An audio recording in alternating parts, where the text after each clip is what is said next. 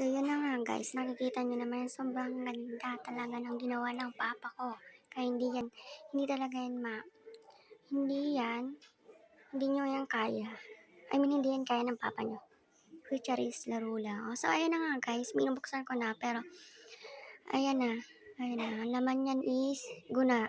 Oops, hindi ko na lang yan binuksan ng talagang buka-buka kasi baka tukain ako. Yun naman guys talaga. Nasibo yan guys, ay nasisiw.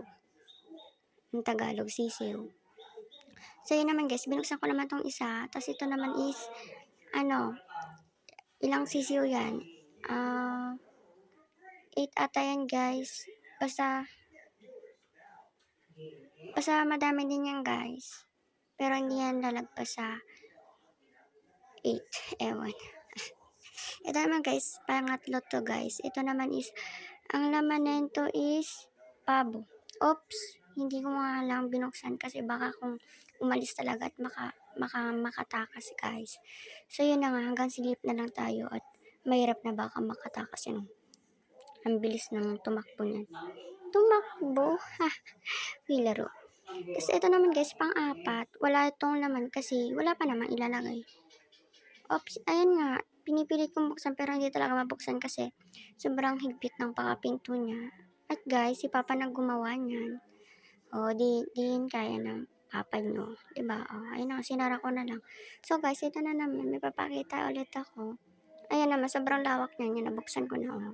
Papa nyo. Sino kayo dyan? Di kaya ng Papa nyo. Uy, laro. Basta so guys, ayun na. Sobrang ganda talaga ng gawa ng Papa namin. Sino kayo dyan? Ganon, ayun na nga talaga, hindi na masara. So guys, ayun naman guys, na kita nyo na, pakanon, pakanon, hoy, laro kayo guys. Sobrang ganda guys. Tas, diba? Sino kayo dyan? Diba guys? So, at meron pa akong isang papakita guys. Ginawa din ni Papa. Ayan.